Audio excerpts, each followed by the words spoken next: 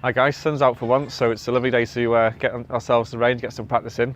Done a little blog on Jordan Spieth's collapse at the Masters, talking through that. And again, you don't have to break his swing down to understand why he did that shot. It's all down to poor routine, poor planning, and again a poor conversation with his caddy. You know, they were both at fault for the shots that cost him his second green jacket there.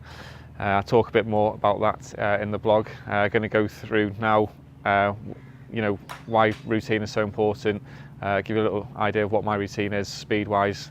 You can see our pre-shot routine is so important. It doesn't have to be long and slow, and you know, your routine doesn't cause 5-hour rounds on the golf course. It's not people having long pre-shot routines that cause that, so don't worry about it being a time issue, having a decent routine. Poor routine will cause indecision, lack of commitment. And again, I'm sure, obviously, most people when they're on the golf course, they always see the trouble, whether it be left or right, a water hazard, you know, a big load of trees or a bush they're trying to avoid. They're always thinking on the tee as they're over the shot, don't go in the trouble, don't go in the trouble. So that's actually in your mind as your target. You might be thinking, don't go there, but it's all you're thinking, it's your target. So generally what happens, we swing towards where we're thinking about not going, because again, in our mind, that's our target. That's all down to, you know, poor routine. It caused Jordan Spieth's problems. Again, for some strange reason, he was having a discussion with his caddy about not going over the back of the 12th. I know it's not the best spot, but obviously the worst spot to go is short, because the front right pin location they have on the Sundays there on the 12th hole, you have to drop back. Again, you're facing a much more tricky chip. At least if he went long, he should have made 4 at worst. He's still leading the tournament. Anyway, so how we're going to fix our routine. Going to talk to you and show you what mine is like now. The biggest thing you have to do when you're on the tee is decide what you actually want to do. So you're not just on the tee or on the fairway. Whatever type of shot you're playing, you've got to make a clear decision about what type of shot you're trying to play. So for me, I'm going to be hitting a shot down towards the 150 target on the range here.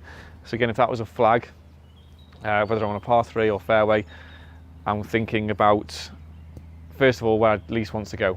So if this was a flag on a right side of the green with trouble to the right, I'm going to avoid that flag. I'm going to want to miss it, if anything, left. So I'm going to play middle of the green, a little draw. If I overdraw it, I'm still in play. I've still got a chance of making myself up and down. So again, it's important to understand what you're trying to do. So when I walk into the shot, I'll have a clear idea of what I'm trying to do. So there'll be no indecision. If there is, I've got to learn to step off the shot. It does happen all the time when we're at stand-ups to a shot, we're over the ball, and then we decide to try and do something different. We never get a good result when we do that. We've got to learn to step off, start again. If we do change our mind over the golf ball, say I'm over it now and don't fancy playing a draw, that's fine, but as long as I step off and restart again.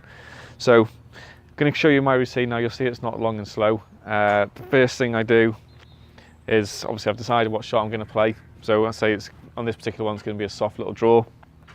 Now I want to make sure I'm lined up properly. So again, this has come from lots of practice on the range, practicing good alignment, good ball position, and do these things pretty much naturally.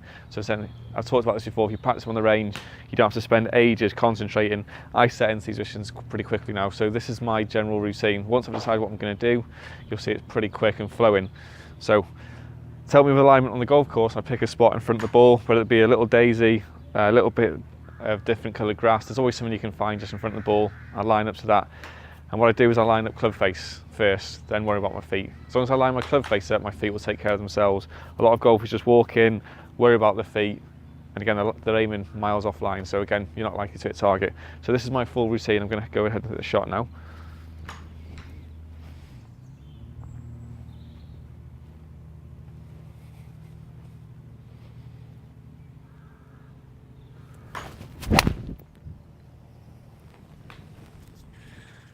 So again, if I did another shot, you'll see the speed of that will be the same each time.